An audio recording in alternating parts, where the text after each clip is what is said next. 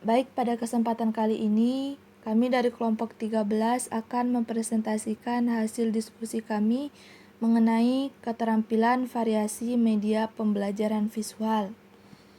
Yang beranggotakan yang pertama yaitu Muhammad Al-Fatan Fadilah dan yang kedua saya sendiri Oriza Sotifa. Baik, kita masuk ke dalam pengertian, tujuan, dan manfaat variasi keterampilan mengajar. Yang pertama, pengertian. Menurut Ahmad Sabri dalam bukunya Strategi Belajar Mengajar Micro-Teaching, keterampilan mengadakan variasi ialah suatu kegiatan guru dalam mengenal konteks interaksi belajar yang ditujukan untuk mengatasi kebosanan murid, sehingga dalam situasi belajar mengajar, murid senantiasa menunjukkan ketekunan, antusiasme, serta penuh partisipasi.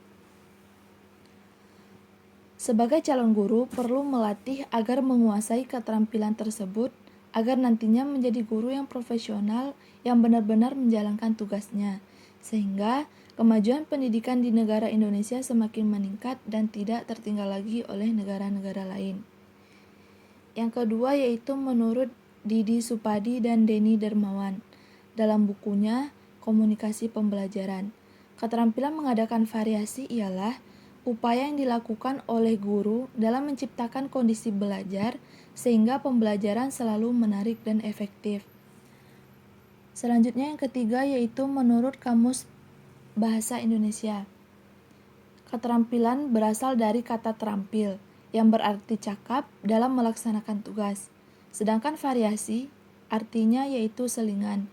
Jadi, keterampilan mengadakan variasi ialah kecakapan seorang guru dalam kegiatan pembelajaran untuk diketahui atau dipahami oleh peserta didik dengan cara berseling-seling agar peserta didik lebih mudah mengetahui atau memahami pembelajaran. Maksudnya berseling-seling ialah guru menggunakan cara yang berbeda-beda dalam menyampaikan pembelajaran yang tidak monoton atau dengan satu cara saja. Selanjutnya kita masuk ke dalam tujuan variasi. Yang pertama yaitu meningkatkan dan memelihara anak didik terhadap relevansi proses belajar mengajar. Yang kedua, memberi kesempatan berfungsinya motivasi dan rasa ingin tahu melalui eksplorasi dan penyelidikan terhadap situasi yang baru. Yang ketiga yaitu membentuk sikap positif terhadap guru dan sekolah melalui penyajian gaya mengajar yang bersemangat dan antusias, sehingga mampu meningkatkan iklim belajar siswa. Yang keempat yaitu memberi pilihan dan fasilitas dalam belajar individual. Yang kelima, mendorong anak didik untuk belajar dengan melibatkannya dalam berbagai pengalaman yang menarik pada berbagai tingkat kognitif. Adapun manfaat keterampilan variasi pembelajaran visual yaitu yang pertama, menumbuhkan perhatian peserta didik. Yang kedua, melibatkan peserta didik berpartisipasi dalam berbagai kegiatan proses pembelajaran. Yang ketiga yaitu dengan bervariasinya cara guru menyampaikan proses pembelajaran, maka akan membentuk sikap positif bagi peserta didik terhadap guru. Selanjutnya yang keempat yaitu dapat menanggapi rasa ingin tahu dan ingin menyelidiki peserta didik. Selanjutnya yang kelima, melayani keinginan dan pola belajar para peserta didik yang berbeda-beda. Selanjutnya kita masuk ke dalam komponen keterampilan dalam mengadakan variasi mengajar visual. Adapun komponen keterampilan dalam mengadakan variasi mengajar visual terbagi menjadi 3, yaitu yang pertama variasi gaya mengajar, yang kedua variasi media dan bahan ajaran, dan yang ketiga yaitu variasi interaksi. Kita masuk sekarang yang pertama yaitu variasi gaya mengajar. Variasi pada dasarnya meliputi variasi suara, variasi gerakan anggota badan, dan variasi perpindahan posisi guru dalam kelas. Dari siswa atau peserta didik berpandangan bahwa variasi tersebut dilihatnya sebagai sesuatu yang energik, antusias, bersemangat, dan memiliki relevansi dengan hasil belajar. Perilaku guru seperti itu dalam proses interaksi edukatif akan menjadi dinamis dan mempertinggi komunikasi antara guru dan peserta didik, menarik perhatian peserta didik, menolong penerimaan bahan pelajaran, dan memberi stimulasi. Variasi dalam gaya mengajar ini terbagi menjadi yang pertama, variasi suara. Suara guru dapat bervariasi dalam intonasi, nada, volume, dan kecepatan. Yang kedua yaitu penekanan. Untuk memfokuskan perhatian peserta didik pada suatu aspek yang penting atau aspek kunci, guru dapat menggunakan penekanan secara verbal. Yang ketiga yaitu pemberian waktu.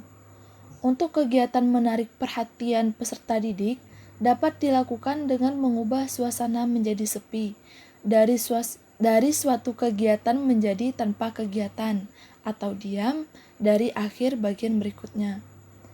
Selanjutnya yang keempat yaitu kontak pandang. Bila guru berbicara atau berinteraksi dengan peserta didik, sebaiknya mengarahkan pandangannya ke seluruh kelas, menatap mata setiap peserta didik, untuk dapat membentuk hubungan yang positif dan menghindari hilangnya kepribadian. Selanjutnya yang kelima yaitu gerakan anggota badan. Variasi dalam mimik, gerakan kepala atau badan merupakan bagian yang penting dalam komunikasi. Selanjutnya yang keenam yaitu pindah posisi. Perpindahan posisi guru dalam ruangan kelas dapat membantu menarik perhatian peserta didik dan dapat meningkatkan kepribadian guru. Selanjutnya kita masuk kepada variasi media dan bahan ajaran. Tiap peserta didik memiliki kemampuan indera yang tidak sama, baik pendengaran maupun penglihatannya. Demikian juga dengan kemampuan berbicara. Ada 3 variasi penggunaan media, yakni media pandang, media dengar, dan media taktil. Baik, kita masuk ke dalam variasi media pandang. Penggunaan media pandang dapat diartikan sebagai penggunaan alat dan bahan ajaran khusus untuk berkomunikasi, seperti buku, majalah, globe, peta, film, dan lain sebagainya. Media yang dapat dilihat ini pada dasarnya bertujuan untuk menarik perhatian peserta didik untuk melihat serta untuk mengetahui sejauh mana kemampuan peserta didik pada penglihatannya. Yang kedua yaitu variasi media dengar. Pada umumnya, dalam proses interaksi edukatif di kelas, suara guru adalah alat utama dalam komunikasi. Variasi dalam penggunaan media dengar memerlukan kombinasi dengan media pandang dan media taktil. Media yang dapat dilihat ini pada dasarnya bertujuan untuk menarik perhatian peserta didik untuk mendengar dan serta untuk mengetahui sejauh mana kemampuan peserta didik pada pendengarannya. Yang ketiga yaitu variasi media taktil. Adalah penggunaan media yang memberi kesempatan kepada peserta didik untuk menyentuh dan memanipulasi benda atau bahan ajaran. Media dan bahan yang dapat diraba, dimanipulasi, dan digerakkan ini bertujuan untuk melibatkan peserta didik, membentuk dan memperagakan kegiatannya. Media dan bahan yang dapat diraba, dimanipulasi, dan digerakkan berupa boneka, topeng, dan lain sebagainya. Berdasarkan variasi penggunaannya, media dapat dibagi menjadi 3, yaitu media yang dapat digunakan secara perorangan, secara berkelompokan, bahkan secara massal. Selanjutnya yang ketiga yaitu variasi interaksi. Variasi dalam pola interaksi antara guru dan peserta didik memiliki rentangan yang bergerak dari 2 kutub, yaitu pertama, peserta didik bekerja atau belajar secara bebas, yakni tanpa campur tangan dari seorang guru. Yang kedua, peserta didik mendengarkan dengan pasif. Situasi didominasi oleh guru, di mana guru berbicara kepada peserta didik. Pola interaksi guru dan peserta didik dalam kegiatan pembelajaran sangat beraneka ragam coraknya. Variasi dalam pola interaksi bertujuan untuk menghindari kebosanan dan menghidupkan suasana kelas demi keberhasilan peserta didik mencapai tujuan pembelajaran. Selain itu, pola interaksi yang diterapkan guru dalam kelas dapat meningkatkan keterlibatan peserta didik dalam kegiatan pembelajaran.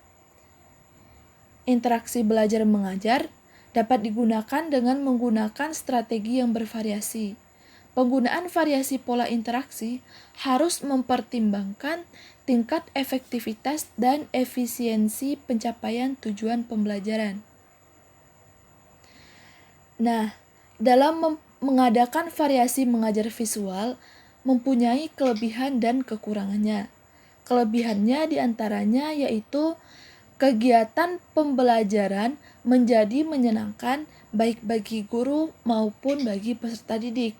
Yang kedua, peserta didik menjadi semangat, penuh perhatian, serta ikut berpartisipasi dalam kegiatan pembelajaran. Yang ketiga yaitu tujuan pembelajaran akan tercapai secara efektif dan efisien. Selanjutnya adapun kekurangan dari keterampilan dalam mengadakan variasi mengajar visual. Yang pertama yaitu apabila guru salah atau keliru dalam mengadakan variasi yang dilakukannya, maka peserta didik akan salah penafsiran dari pesan yang ingin disampaikan oleh guru. Yang kedua, apabila guru berlebih-lebihan dalam mengadakan variasi, maka pelajaran akan terganggu dan tujuan pembelajaran pun tidak dapat tercapai secara efektif dan efisien. Yang ketiga yaitu tidak semua peserta didik dapat menerima variasi yang diberikan oleh guru, sehingga kadang siswa atau peserta didik malah bingung dengan adanya variasi. Mungkin sekian presentasi yang dapat kami sampaikan. Terima kasih atas perhatiannya. Mohon maaf atas segala kekurangannya. Assalamualaikum warahmatullahi wabarakatuh.